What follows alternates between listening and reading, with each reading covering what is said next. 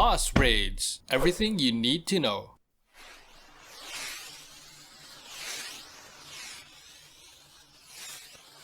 EZGAMER. Hello everyone, good morning, good afternoon, good evening wherever you guys are from. It's EZGAMER and welcome to another Roblox Dungeon Quest video.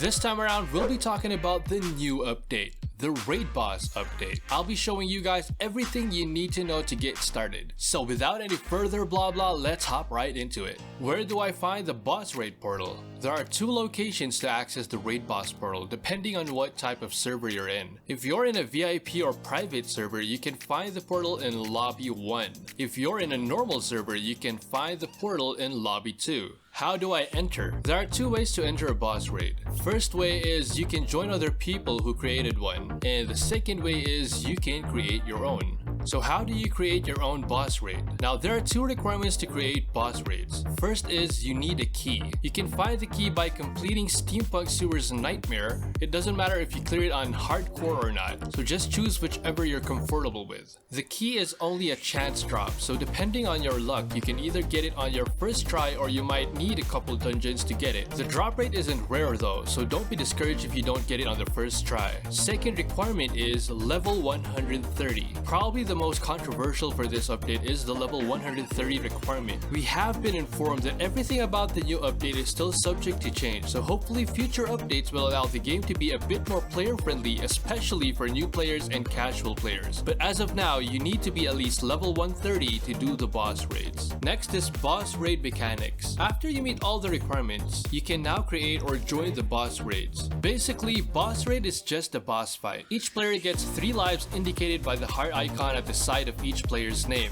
So when a player dies, he or she will be resurrected and gets 1 heart removed. Once all hearts are consumed, the player won't resurrect. The raid ends when either the boss is defeated, time runs out, or when all players loses all their lives. Currently, it's only just 1 boss every time, but we were informed that there might be more than 1 boss that will randomly be chosen in the future to make the boss raids a bit more interesting. Here are some information you might need. Raid boss mode has a maximum of only 10 players. You don't have to get 10 players to clear it though, but you can't get more than 10. After everyone loads into the raid, everybody needs to press the ready button for the raid to start. The raid boss mode has multiple tiers or levels. Currently, the minimum is tier 1 and the maximum is tier 7. Each tier has its own items and legendaries. The higher the tier, the better the loots. How do I get to higher tiers? If you're just joining raids, you don't need anything aside from being level 130. But if you're creating, you can only create a boss raid that your key tier level is on.